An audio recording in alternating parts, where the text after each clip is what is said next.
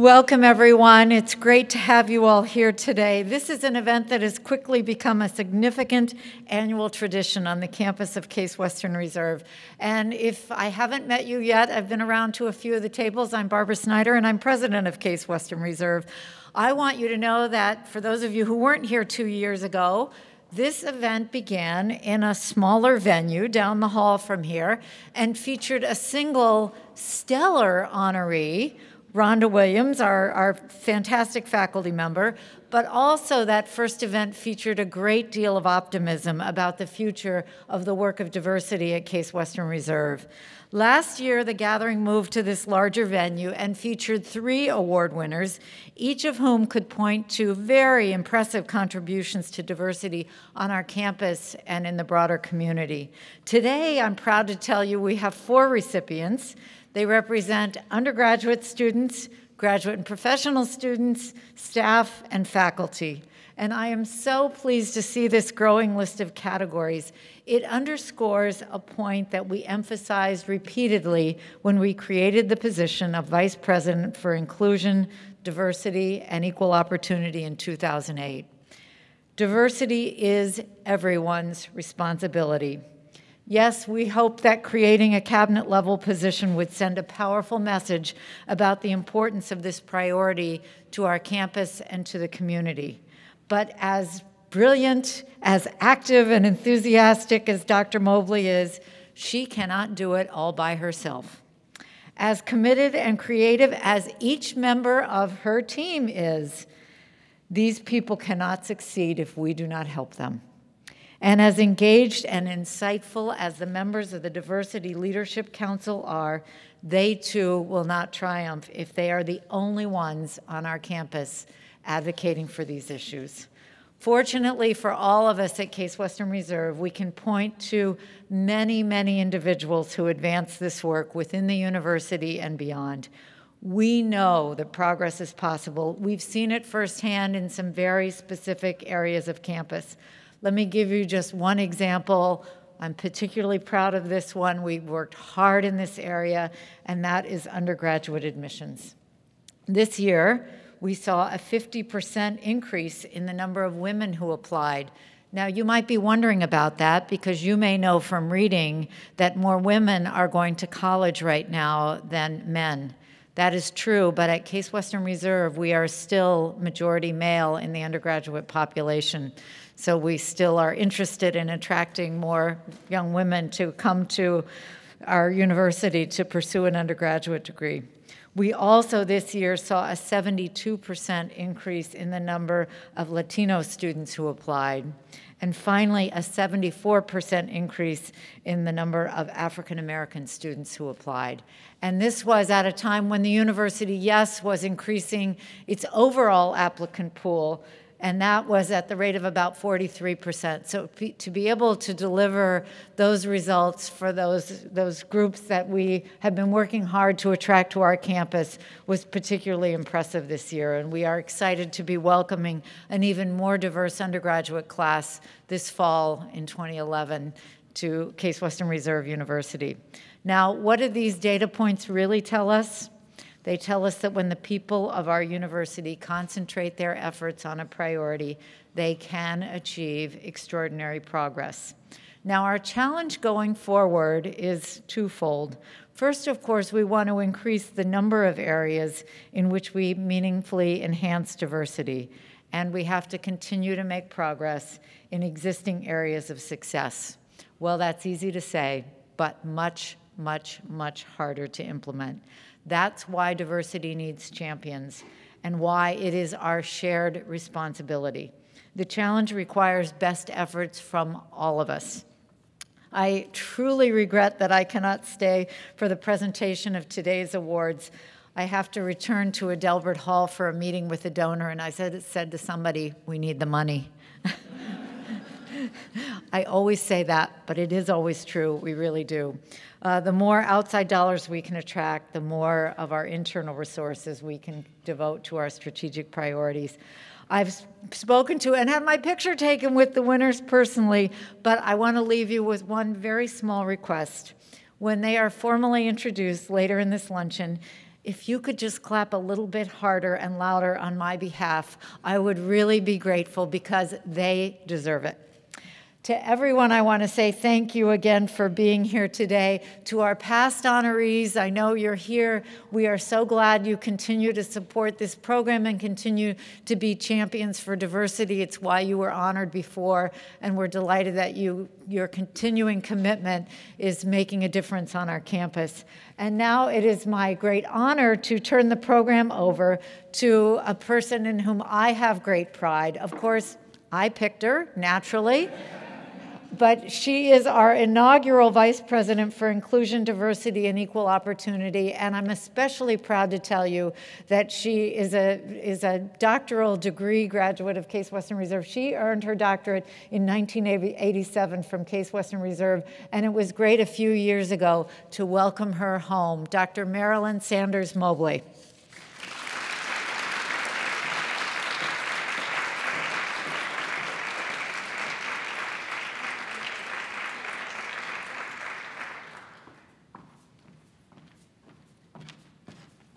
Good afternoon, everybody.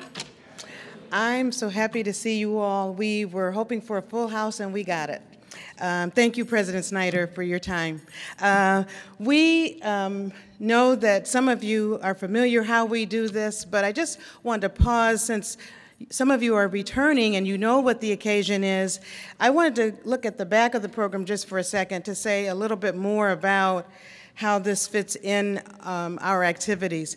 I knew when I became the vice president that we wanted to be able to say we had some signature programs, that we wanted to be able to say we had some new traditions, partly to advance the work that President Snyder just mentioned. You heard some of the areas that we are interested in already.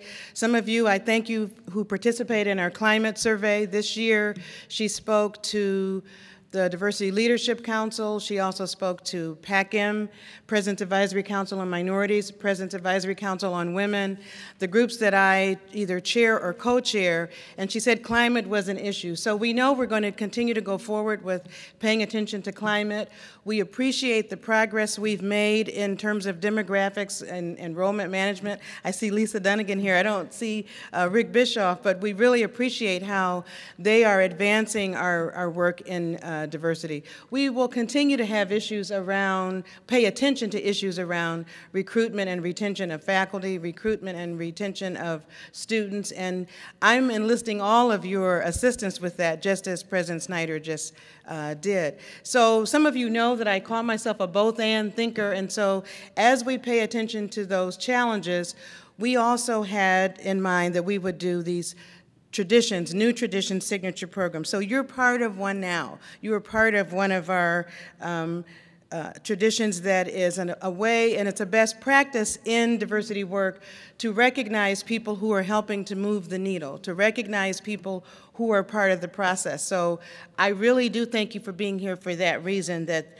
this initiative, as far as I'm concerned, is a success.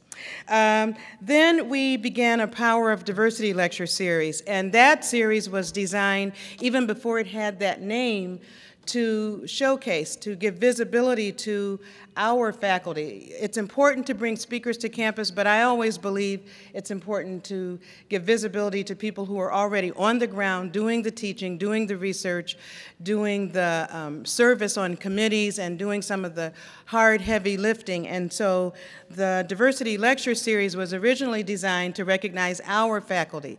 Then we bumped it up a notch, and this past year, we invited 2 nationally known thought leaders. So every year we will do that. We will invite nationally or internationally known thought leaders to participate with us. That's when it got the name Power of Diversity. And it's actually because of one of last year's winners, Jason Balkman, and the speech that we wrote. We didn't write it, he wrote it. He wrote his essay regarding the power of diversity, and even though he didn't call it that, we were so inspired by his work in the health sciences and engineering and working with students at John Hay that we named the series after that inspiration from his essay. So what we wanted to do, we began with Charles Ogletree was our speaker in the fall, talking about the legal issues related to diversity. And then this semester, we brought in Dr. Julianne Malveaux. And so if you have ideas for who the next speaker should be, the next two speakers should be, please let us know. Of course, we're already thinking about them. We have ideas, but we value your input. Then we, in partnership with the Office of Career Services, started a discussion series last year that we called Diversity 360, and we've been talking to both alumni affairs and some of those who work with the alumni reunion about how we're going to do that this coming academic year. The Train the Champion Diversity Education Series is one that I'm really proud of. We also knew that as we address specific issues, as we intervene when an office or a staff or a team says they want someone to come in and do sexual harassment training, which we do in consultation with General Counsel, or they want some sort of diversity training, we knew we wanted some ongoing kinds of ways to educate and give learning opportunities for the members of our campus community who were interested in it in an ongoing way, not because of some particular problem. And so members of my team hunkered down and they said, we got it, we're ready. And so the Train the Champion Diversity Education Series is going on now, and I believe we have 35 participants, if I'm not mistaken, in that. If you're part of the Train the Champion, could you raise your hand if you're here because you're part of that? Thank you for coming. So that series is designed, they began with a full day of learning all the dimensions of diversity as we talk about them here at the university. So race and ethnicity, of course, age, religion, national origin, LGBT sexual orientation, sexual identity expression, I want to say it the way we've been talking about it, disability. What have I left out? Gender. I am woman, hear me roar, gender. So we have used, the first day was to look at the big umbrella of all areas of diversity, and then each month they come together to learn about a specific area with a speaker and a variety of exercises. So I really am excited about what that is doing to make more of us diversity champions, and then they are going to go back to their offices, departments, colleagues, and serve as resources. And then this coming fall, we're going to start it all over again. This coming academic year, we'll start it over again. And then we began something called World Cafes, which is another form of dialogue series where we bring groups of people together and engage in a form of appreciative inquiry, but David Cooper-Ryder inspired it, but it's not exactly that methodology, but it is about engaging people in difficult dialogues. So that brings me to your table talk. You know that's a feature of what we do here, do you not? Yes, we are going to do it again this year. And I have to say, before I say another word, I'm so grateful for my team, so I need to acknowledge them. John Clossy is sitting here, a faculty diversity officer. Wave at folks, please. Melissa Burrows, our EEO and diversity specialist. Kyle Zamanak, who assists with diversity programming. Liz Roccaforte, who assists with diversity programming, as well as being our LGBT Center coordinator. She does Safe Zone training for us. I don't see Tennille, but Tennille Kaus, who was out there at the table helping us register, works with John Clossy for faculty searches, our diversity faculty manager.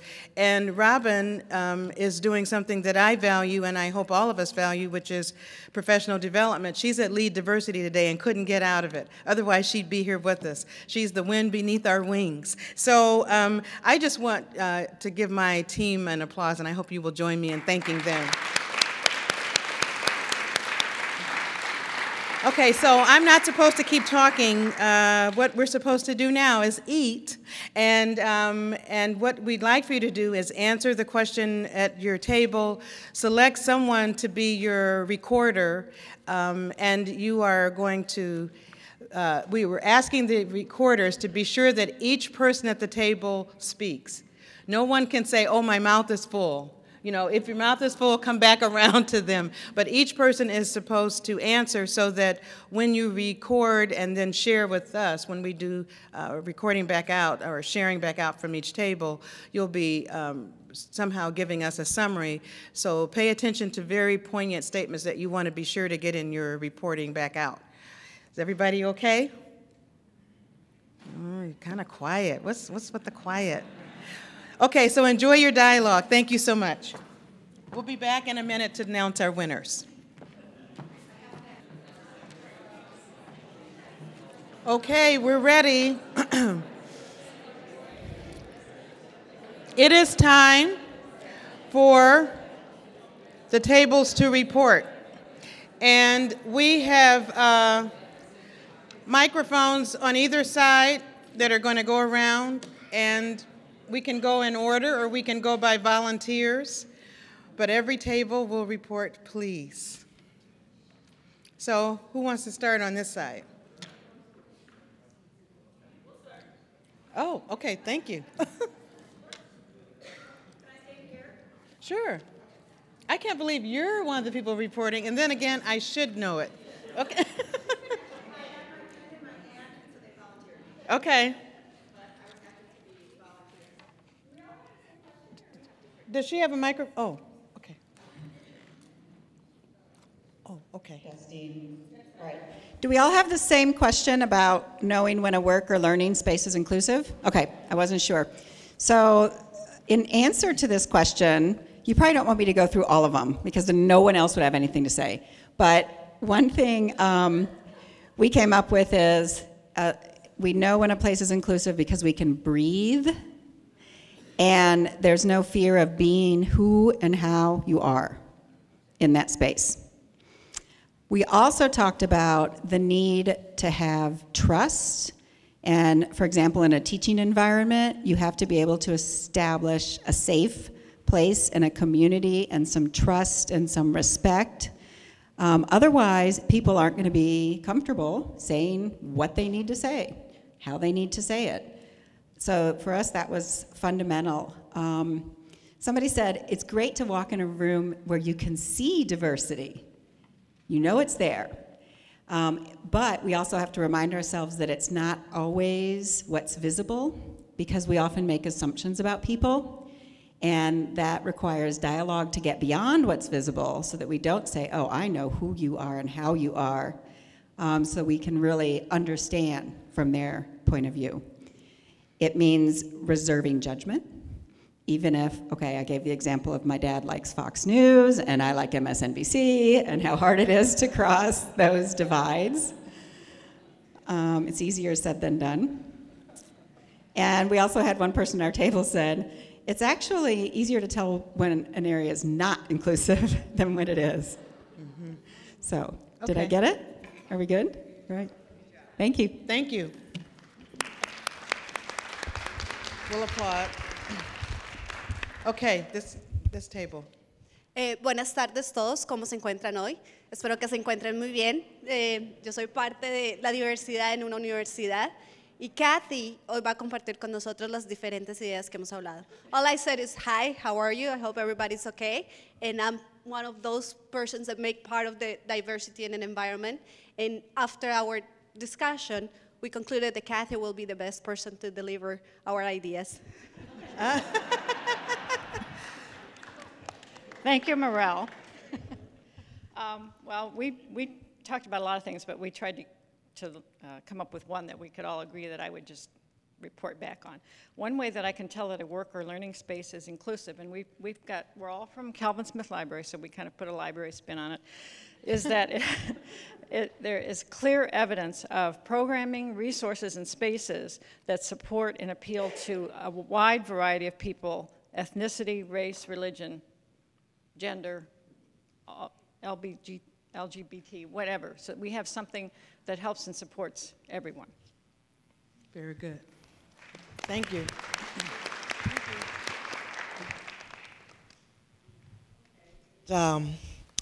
one of the things that we talked about over here was the fact that the And tell doors. us who you are. Oh, I'm Vernell Henderson from Willis, from Procurement and Distribution.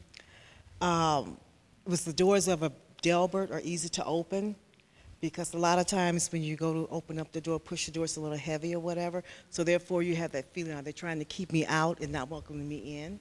That's just something small and minute. I agree. Okay. Oh, and another thing that was mentioned was the fact that there's more women in the workforce now that they've seen before when they walk into an area or a department. Another thing that was discussed was that there are accessible features in an area for everyone, which shows inclusiveness. And they also talked about the energy and the atmosphere when you walk into the room and how well you're received. Thank you. That's good. I'm Misty Funk, and I work at the Mandel School of Applied Social Sciences, and we have a lot of notes. Let's see, the first thing we came up with is no gas station calendars up in offices. Those are those women on motorcycles, women on cars, sometimes naked, sometimes, we don't like those. Those are not inclusive. We like it when people don't refer to each other by labels, right? So go talk to the black one, go talk to the gay one. We find that's best. Then, we like it that, when the institution or the space emphasizes the importance of diversity in the workplace. And this is both in policy and in practice. And the practice really needs to support the policy. And sometimes there need to be very bold, forward-thinking leaders who are implementing policy changes and expect people to get on board as opposed to hoping everyone gets there and then policy will follow. Yeah, and then finally, when you're not merely surviving an environment as a person who isn't necessarily part of the norm, I think, but someone who really can thrive in that space. That's it. Thank you.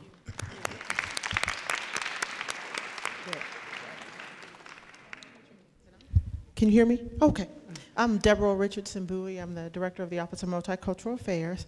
We had a great conversation at this table, and we started out by kind of defining what it means to be inclusive.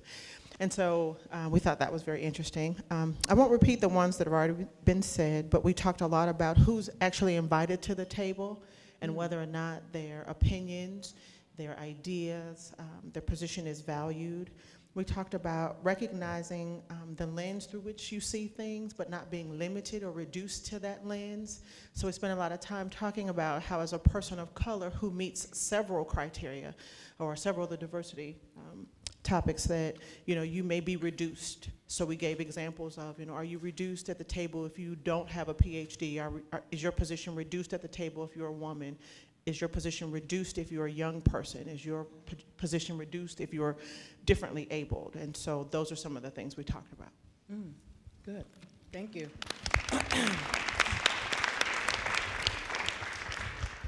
My name is Dedra Hannah Adams. I work for the School of Nursing. And we had a really good discussion at our table about inclusion and diversity. Being that one of our co-workers we're supporting today is the Director of Inclusion and Diversity for the School of Nursing. We really talked a lot about what we see and feel as in a workspace or a learning space.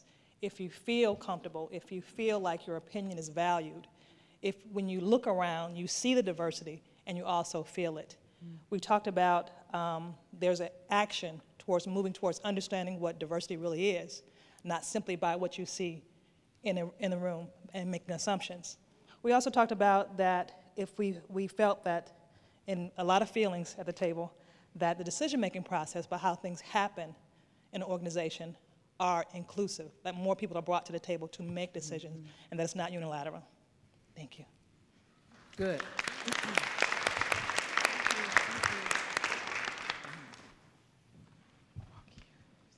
I'm Jonathan Enton from the law school, and I was volunteered by my table mates, but we had a good discussion as well, and we actually talked a lot about visibility too, but in a little different way than Sue Hins's group.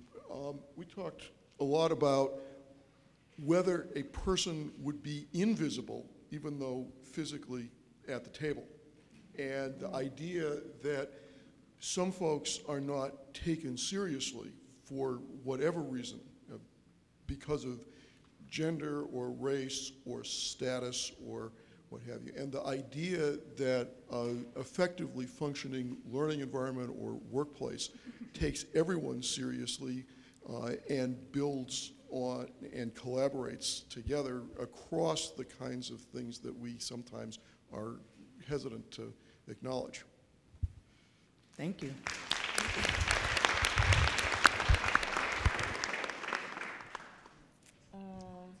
Okay. Next over here. I'm Sue Brown. I'm a doctoral candidate at MSAS. And at our table, we generated a number of different ideas.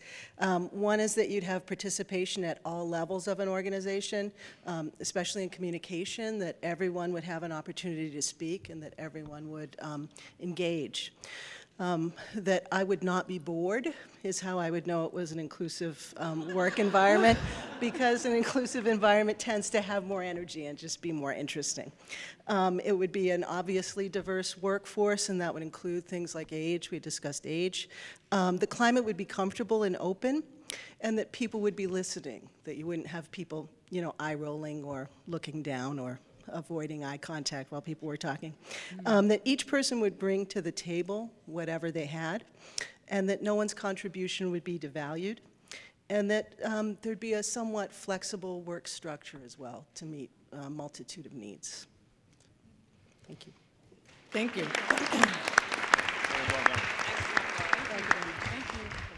Hello, my name is Bridget Chapman, and I work for the Office of Multicultural Affairs.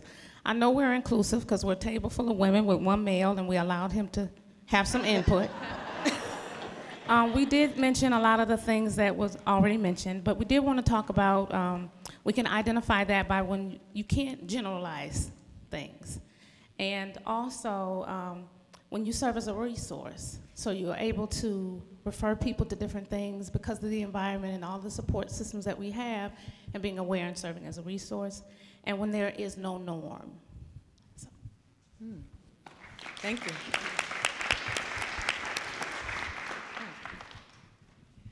I'm Carol Adrian. I'm from the Department of Biomedical Engineering, and at our table we discussed some of the same things that have already been enumerated, but we did say when we see people that look like you or the United Nations, when everyone can show exactly who they are, conversations about campus become more positive, when the environment feels more inclusive and non-threatening. And then the last comment came from our newly finished his dissertation person. And He's I a new think doctor. He just finished, he just defended. Okay. And I think he tied it up for all of us. He says, when groups begin to do things differently, the way you can tell everyone's voice is being heard, thus diversity of thought. Thank you. I think we have one more table. Aha. Okay. Hi, I'm Arthi Piatti, psychologist at the Counseling Services. As you've also, we've also echoed a lot of the themes that you've been talking about. We had a concept of everyone at the table can share his or her own truth. People want to be in the workplace. And dominant members are aware of their privilege and reach out to be more inclusive. Also, that the dominant group does not default to be the model for the norm. Wow, thank you. Oh, one more. Is this the last table? Yeah. Okay, thank you. We talked about something you already mentioned, and I Tell us really... who you are. Excuse me. Okay. I'm a student from MS Finance program, and really, you know, we value diversify because we know that when you diversify your portfolio, you will get less risk. But of course, this is not what we talked about here. I think the most valuable voice is like everybody is attentive and they're really concerned about what they will contribute to this environment, and they are really enthusiastic about what we are doing right now.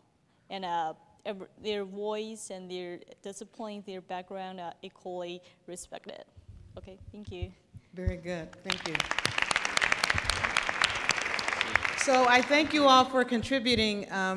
As you know, we are videotaping this, and we know that some people could not attend, and so we encourage you to go back and look at the tape later. If you think of ideas that you really think we need to incorporate specifically into the Diversity Strategic Action Plan, please share it with us, because we want the plan to reflect what the campus dialogues have been, what the campus concerns are.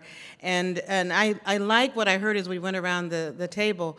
One of the reasons, around the room rather, one of the things that we hope this event will be as a way of bringing lots of people together regardless of what your work is at the university. So this is not about some people can come and other people cannot come. It's open to everybody. So we know if everyone were here, we wouldn't be in this room. So the goal for us is also to make it even more inclusive an event and to encourage people to attend. Having said that, it's time to honor our honorees. That sounded repetitious. Okay. So we're going to do this in alphabetical order. We are going to ask that the honoree come up, and we have something special that we're going to give you. But I want to start with Professor Sue Hensey. Professor Hensey was part of our diversity lecture series, which is one of the ways that I got to know her. Her bio is in the program. She's also a part of the Social Justice Institute leadership team. She's been part of the curriculum committee of the Social Justice Institute, and we know her to be a dynamic professor, dynamic teacher in the classroom. You know, it's one thing to have a title of professor. It's another thing to be a dynamic teacher where you can imagine them on their feet getting the work done with students in a way that has an impact. I know that she does work on gender, work-life balance. I'm a candidate for more work-life balance.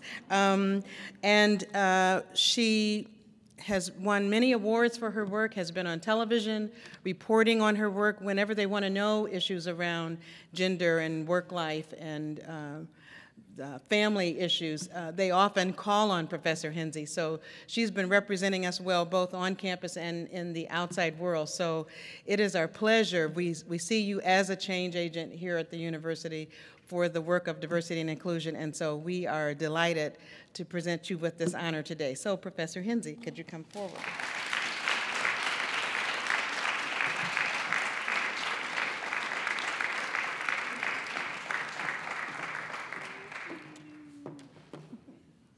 Do I want to shake your hand first or give you a hug? I want to give you a hug.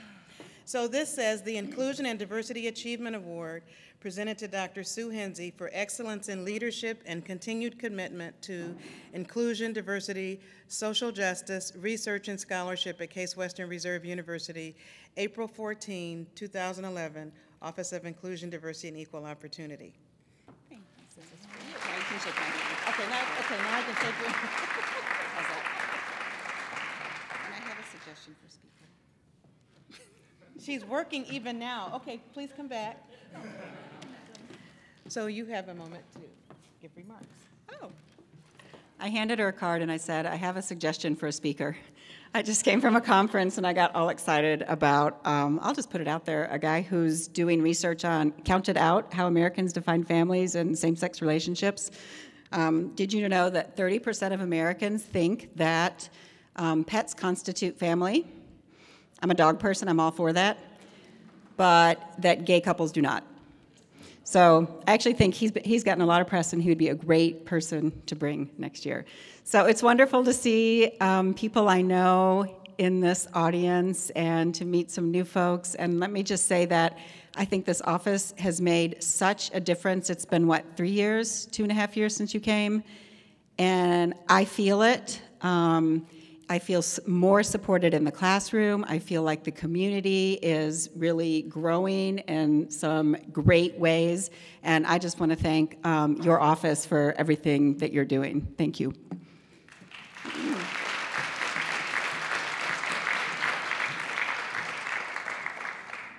Our next recipient is Teona Griggs, Director of Student Services and Director of Diversity and Inclusion at the Francis Payne Bolton School of Nursing here at Case Western Reserve University. I know that she's the representative on the Diversity Leadership Council for the School of Nursing. She worked with my team when we wanted somebody to come meet with us to do a retreat. She did a wonderful retreat. She gave us assignments and work that we had to do. We didn't mind, we wanted to work, but I just appreciate that not only even at the School of Nursing, but she's known in the community as someone who is a champion of diversity and who does training around this. One of the things in my own office we've been talking about, she's a certified trainer to do, and that is crucial conversations. So I think there are more of us around campus who want to know more about this, but in our staff we've been talking about the kind of training we could do when you need to have difficult conversations. Some people are adept at it. Sometimes we just stumble over ourselves trying to say the right thing, and if anything, diversity and inclusion is sometimes about knowing what to say and how to say it in a way that can have an impact. So we know Teona already knows how to do this, so we believe that the School of Nursing is gifted to have you and the gifts and talents that you bring to this work. So we are pleased to honor you today.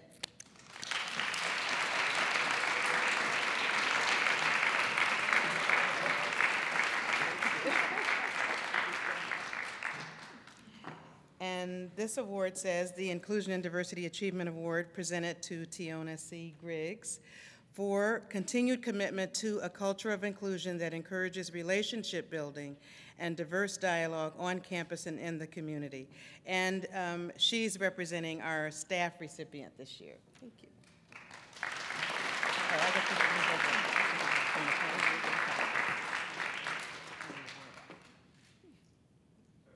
oh, they want to see it.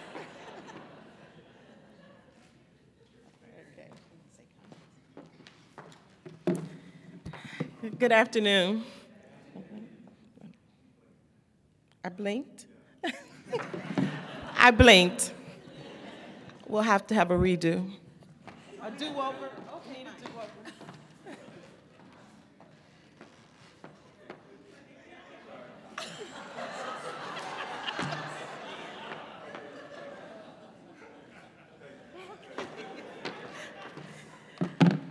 Good afternoon again. Inclusion at its best. You see how you all accepted me doing that wrong? I appreciate that so much. I'd just like to say thank you to everyone that is here today to just share in such a wonderful experience. I've been here a long time on this campus. This office has been a long time coming. This number of people together celebrating diversity has been a long time coming. And I just appreciate so much, and I hope next year that the room is twice as big. I also want to say thank you to people that have mentored me along the way. I'm going to name a few and hope I don't embarrass anybody, but I want to say thank you to Dean. I would not be in this position today had it not been for his vision for the School of Nursing. And thank you to Dr. John Clossy for throwing me into a situation that I didn't think was for me, but it turned out to be really good. And to Karen Baldwin for her nomination, and everyone else that has supported me along the way. Thank you.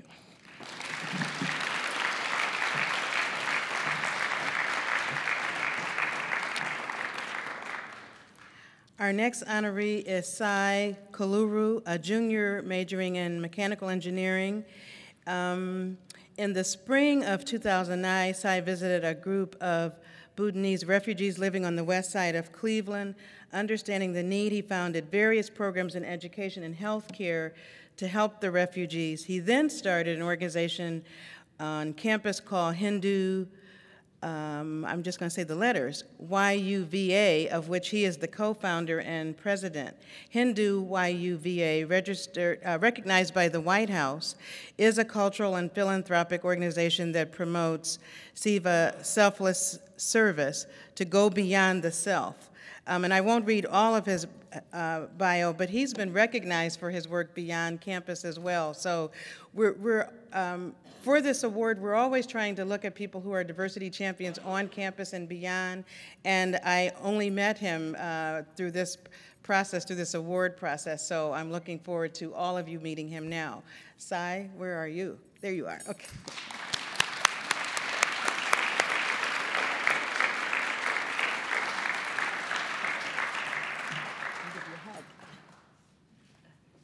I always ask people, may I give you a hug? That's diversity work.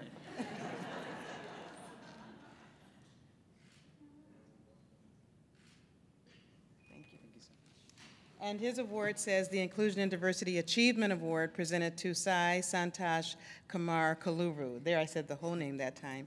For demonstrated leadership and commitment to inclusion and diversity through innovative thinking and service to the community at Case Western Reserve University and beyond.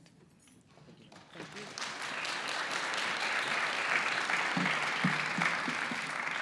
I've never done one of these before, so just bear with me.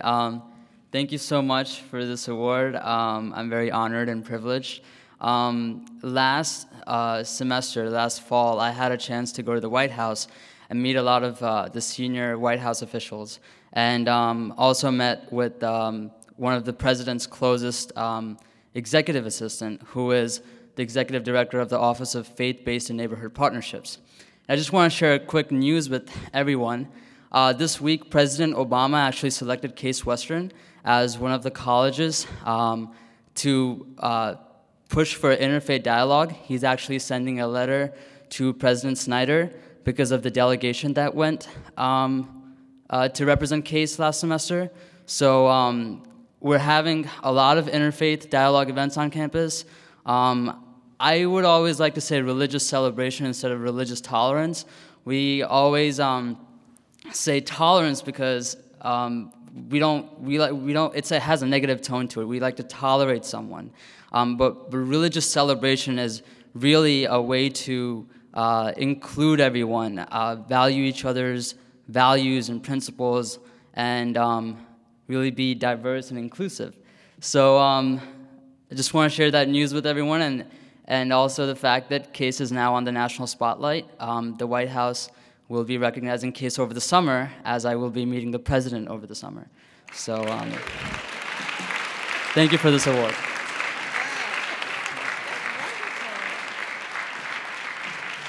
Okay, so you just never know who you have in your midst. And I so appreciate what you just said, Ty, about tolerance. Last evening, I attended an interfaith Seder at the temple on Fairmount, and people from all faiths around the region were there, and I appreciate what you just said because I've never liked the word tolerance either. I think it suggests something different. I know why people use it. I would say it's a gesture of politeness, but I agree with you. I like celebration or some other word that suggests we're not just tolerating people, so thank you for that. And then, last but not least, is Sue Smalling. I almost said professor. See, I'm trying to get you. I'm trying to move. Started her career working in an adventure-based residential treatment program for adolescents in Minnesota. While there, she completed her master's in social work as a National Child Welfare Fellow at the University of Minnesota, Duluth. Susan's program focused on American Indian communities and effective cross-cultural practice, which began her commitment to diversity and inclusion. And now we know she's a doctoral student at MSAS, and she brought a lot of MSAS folk with her today. But we're so grateful for your nomination and for learning about your work, and we are pleased today to honor your work, and we are waiting with you, celebrating with you, just like we did for Dr. Ewing. We will be doing it for you very soon, so please come and get your award.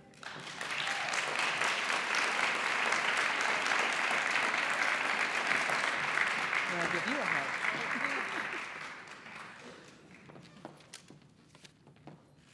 Uh-oh.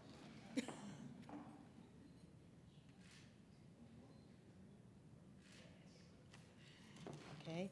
And her award says the Inclusion and Diversity Achievement Award presented to Susan Smalling for demonstrated leadership That's the right kind. And commitment to inclusion and diversity through innovative thinking and service to the community at Case Western Reserve University and beyond.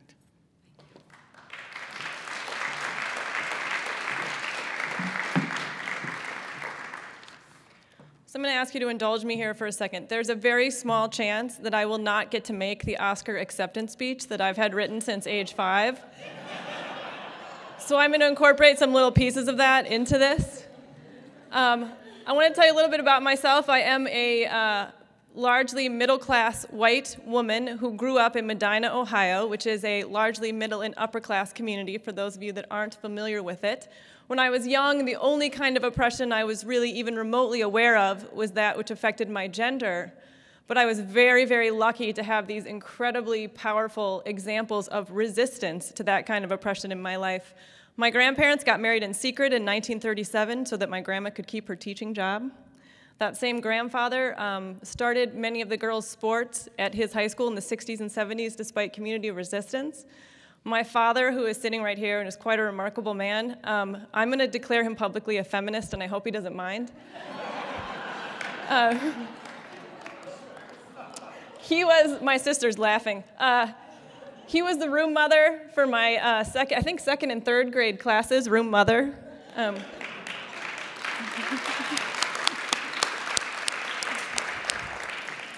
And managed to very capably raise 4 daughters. Well done, sir. My sister, who's also here, was the only girl on an all-boys golf team in high school.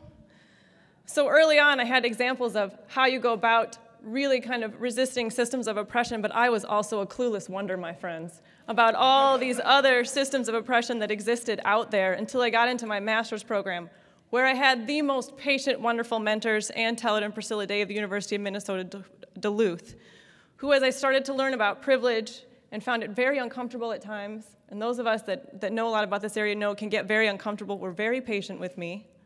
At one point, I banged on Ann's door, literally banged, marched in and told her she was ruining my life.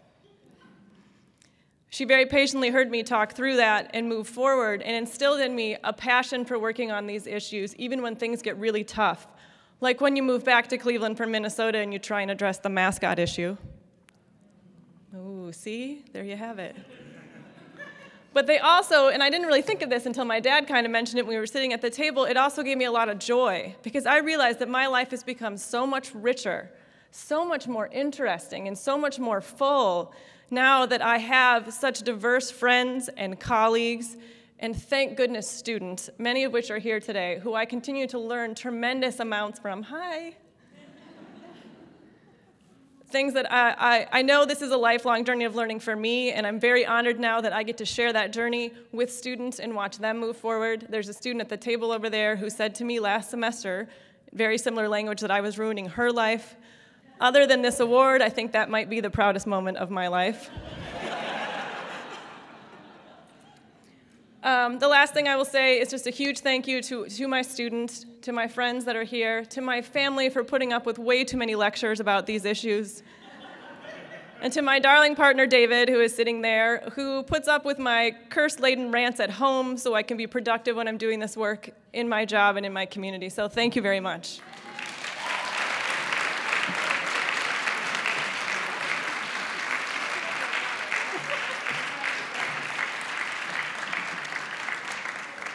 So thank you so much. I want to acknowledge one other person, my colleague, Frank Miller from University Hospital. I said to President Snyder, he's always inviting me stuff at University Hospital for their diversity office. Can you just wave so people see you?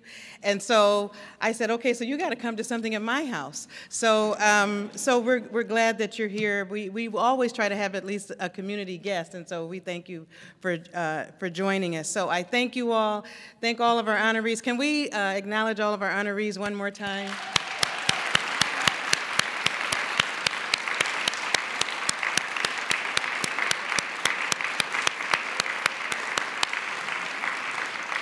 I was inspired by each of your comments, and I guess I just want to say when Professor Ogletree was here, he said diversity work is not rocket science, it's harder than that. And those of us who are doing this work know that many days it is very hard. So we understand the emotion that we hear in your speech. We understand that because it is hard work, it's challenging work, but it's the only work that matters as far as I'm concerned, and I think the best is yet to come. So I thank you all for coming. Have a wonderful day.